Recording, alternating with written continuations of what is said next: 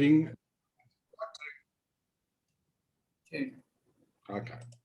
Thanks for that. I'd just like to welcome everyone to June's meeting, and wanted to check everyone's microphones working. So I'll just go in order from what I can see. Brendan. All good, Ron. Thank you. Lee. You mute, Lee. I know. There you go. No, I'm not. Beautiful. Thank you, Mark. Yeah, Ron, all working here. Beautiful. Julie. Yep. Thank you. Councillor Ed. Loud and clear, Ron. Thank you. Thank you. Councillor Trent.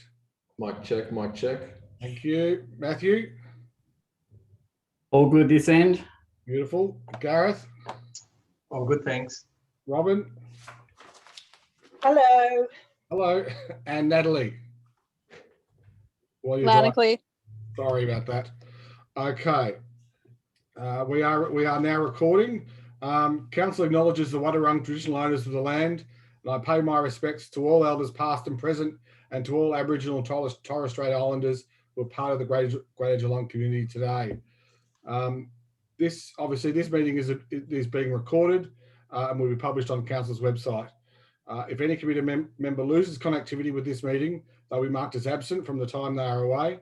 If a quorum cannot be maintained during the meeting due to members losing connectivity, we will adjourn the meeting for 10 minutes to re-establish a quorum.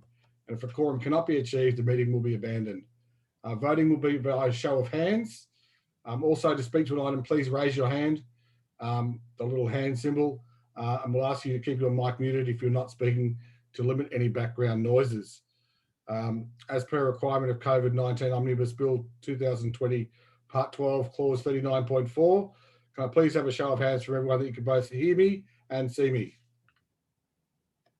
Beautiful. Thank you, everyone. Okay, we have quorum. Okay, so with that out of the way, we'll start off with Section A, apologies. We have no meeting apologies, but Councillor Marahi will attend the meeting. Will be a bit late to the start of the meeting. Right, thanks, Sharon. Number 2, declarations of interest. None. No, beautiful. 3, confirmation of the minutes. I knew that would happen. Sorry. I thought it was on silent. Confirmation of the minutes of March ordinary meeting.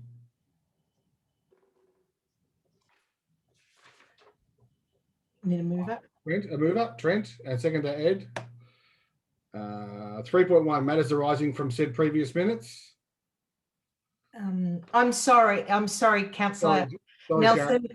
Councillor Contel, you weren't present at the March meeting, so you can't second those minutes. Okay, who was at that meeting? Robin. Councillor Nelson, Councillor Marahi, Julie, Robin, Natalie. Perfect. Robin's put her hand up to second. That's fine. Thanks, Robin. 3.1, matters arising from those minutes. Nil, thank you. Oh, beautiful. A mover and a seconder for that, please. Julie. And there we go, Brendan. Thank you. Correspondence. Sharon? Nil. Nil. And no, are there any questions that you have on? I do have a question. Do. The first one we've had since we've been in a virtual meeting. We received an email question that related to rubbish bins and recycling bins along the waterfront. So I went back to the customer to inquire as to whether their query related specifically to event time or more of a general commentary, and it was more of a general commentary. So I've referred that question over to the Central Geelong and the waterfront team for response. Okay. Thank you. Section B, reports. Budget. The budget is provided As noted, it reflects the decisions that have been made to this point, to the May meeting. We're not expected any changes between now and the end of the financial year, given that's only 9 more days. So currently we have $322,100 uncommitted for the period, and we would be seeking to carry that over. Okay, thank you. Which is probably the only good thing about COVID, is that we've still got some money in the bank. Yes. Funding evaluations. The joys of working from home. Can I get a mover and a seconder to move that into confidential, please? Councillor Trent and Lee. Beautiful. Are we allowed to move applications on block, Sharon? Sorry, it was actually funding applications, and now this is evaluations. My mistake. Yeah. There's an error on the agenda there. Sorry. Are we allowed to move those on block? Those 8 to 13. You can move them on block, and then I'm happy to speak to them individually. Individually, yeah, beautiful. Okay, can we move those on block in confidential? That's right, isn't it? No, we're noting We're just noting them. we're noting the actual the Geelong Major Events accepts the event organiser's final report and the GME post-event evaluation, and notes the officer's comments for items 8 through to 13.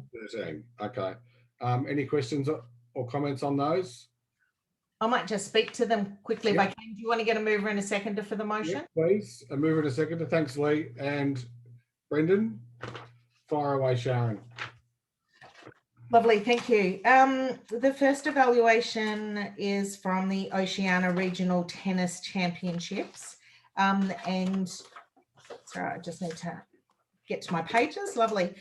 So the inaugural Oceana Regional Tennis Championships was a successful event, given it was staged within the COVID period, and unfortunately was impacted by border restrictions, quite strict border restrictions at the time. Originally, the intent when we procured this event was that there would be international participation, because it is an Oceana title.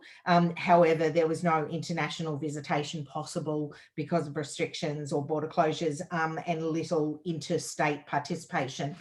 But with regard to the ability that it was able to draw from, it was quite a successful event with over 400 participants.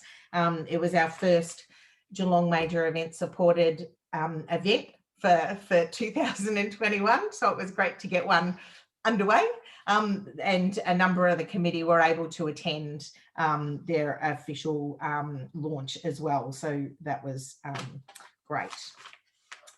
So that was the Oceana. The next item 9 is Ironman 70.3. The Ironman was originally scheduled to be held in February. The Ironman event is the only event in our portfolio that was staged both in 2020 and 2021, because it was the week before the restrictions came into place, the start of the COVID period last year, and they were able to stage an event this year. Unfortunately, their original date in February coincided, or the bump in of their event coincided with the 5-day circuit breaker lockdown that we had in Victoria in February. So it was postponed until a March date. They had pre-planned, the organisers of Ironman had fully planned a contingency date and a contingency activation plan should they have been unable to deliver their event originally. And that turned out to be extremely fortuitous because they needed it. So the event ended up being run on the 28th of March.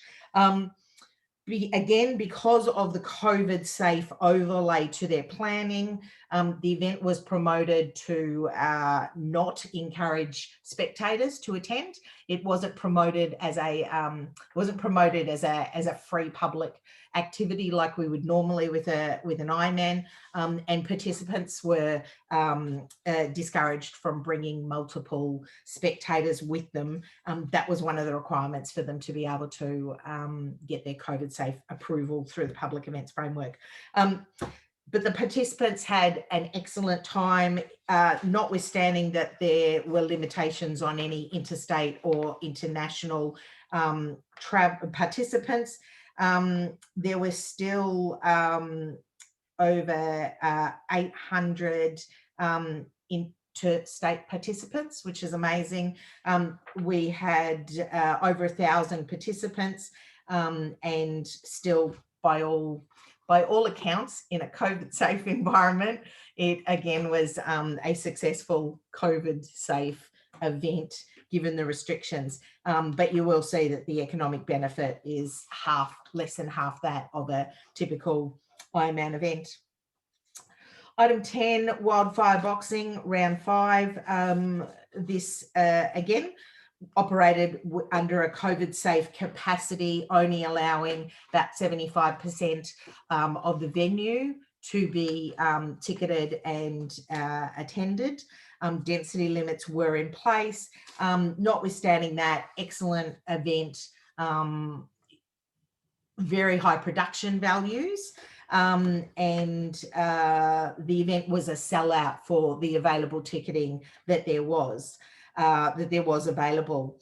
I think as a single event, it's probably an event we'll look quite closely at in the future. It may be that if an event like this is to continue, it may be better suited to us hosting a series like we are of the Victorian Gymnastic Championships, and looking how we can build a series of activities into meeting those major event measures.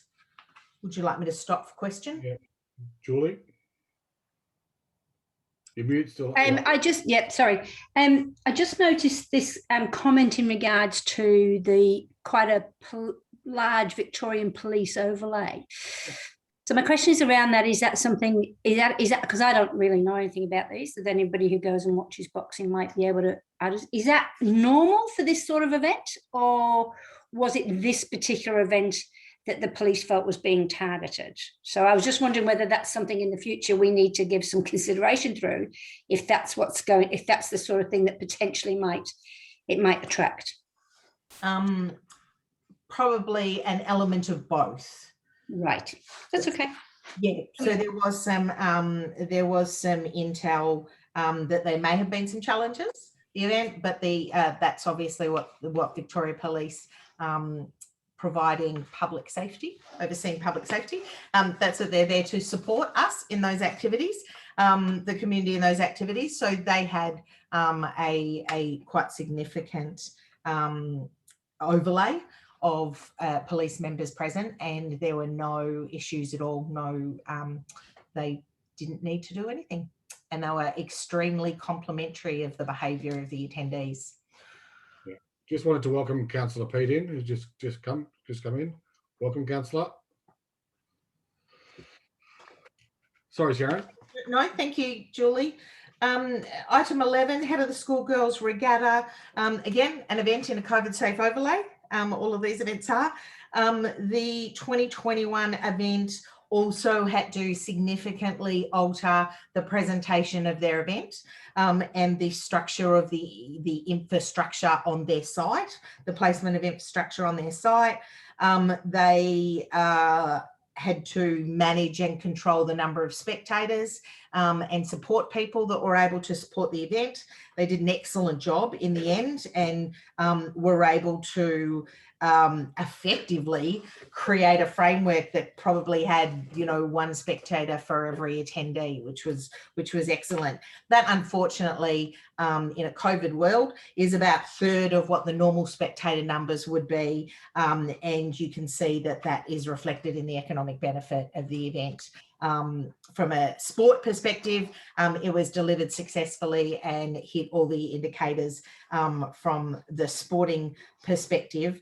However, there definitely was a reduction in attendance at the event through the requirements of getting approval to proceed. Item 12, we covered off some of the stats at the last meeting. Roan in Geelong, originally intended to be staged in May 2020 due to the pandemic and restrictions on venues. The event was rescheduled to February, from the 27th of February to the 16th of May 2021. Huge outstanding success.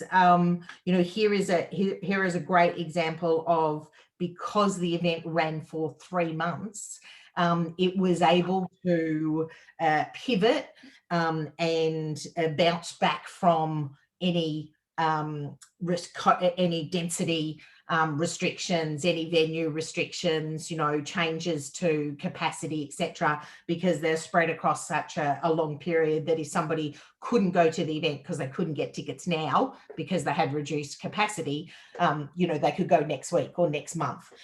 So there didn't seem to be any impact in numbers. I mean, we don't know what it would have been if it wasn't a COVID year, but the numbers far exceeded what the expectations were, even in a COVID world or in a non-COVID world. And the event was extremely successful and drove an economic impact that exceeded our original estimations. Yes, thanks, Sharon. Robin had a question. I did. I just wondered, looking at your notes there, the social impact was down to good, not excellent.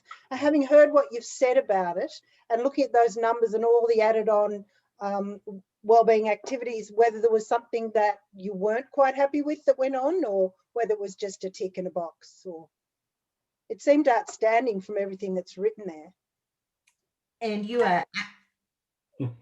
And, it's only arts and culture, and I've got to stick up for them somewhere along the road and make sure they get the accolades they deserve if they can. Yeah, I absolutely take that on board. I'm not sure what that relates to. I'd say that is an oversight, and we will update that for the formal record. Because generally that social impact, it's matched against a scale of numbers. So it relates to the number of participants and spectators, and also the calendar fit. So it probably should have been excellent. I'd agree. Good pickup. Thank you. I'll update that document. Thanks, Robin. Thanks, Sharon. Yeah, I certainly saw different numbers. I was told different numbers to what's written here, but it was good to see everyone there, from 5-year-olds to 95-year-olds. That's a mark of a good event, that's for sure. When you say different numbers, do you mean economic impact? Yeah, it says the event had... The economic impact that was released in the media a week or two ago, or a couple of weeks ago, that's the gallery's economic impact, and that's based on their methodology for assessing economic impact. So we have an agreed methodology that we use for Geelong major events, and we measure all events against the same methodology. So this economic impact reflects the methodology that we use. I was sure they were trying to get up to 60. They were close to 60, but that says 48. So it is what it is in black and white. That's for sure. Okay, thanks. Okay, thanks, Sharon. Item 13, the last one on the list, Victorian Police and Emergency Services Games. Again, impacted by COVID. Fortunately, they didn't have to move their dates. You may remember that we procured this event and brought it to Geelong in for the first time for the Police and Emergency Services Games, where normally their venues are sporadic and spread across this Melbourne and the wider suburbs, but they, for their 40th edition of the event, want to bring all of those sports together in one place and create more of a festival atmosphere. great plan. Obviously, COVID wasn't having a bar of that, and so it was limiting. The events had to be without spectators. Most of the sporting events, many are outdoor. Many exist under existing venues COVID safe plans, which had limitations on spectators during that particular period in March. So the event effectively didn't record any spectators. It really focused its post-event reporting on the participation of the attendance of the participants.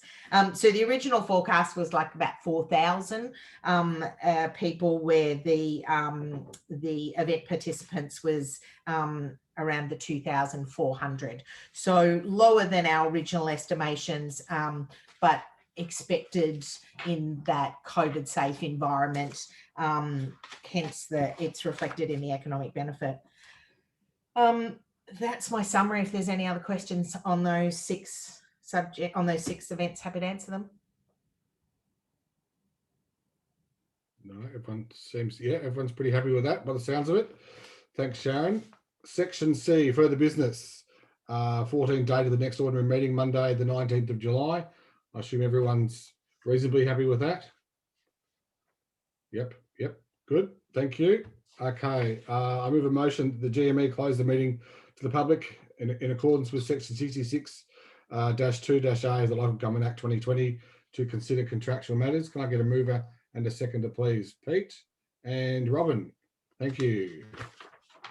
I'm just going to stop the recording.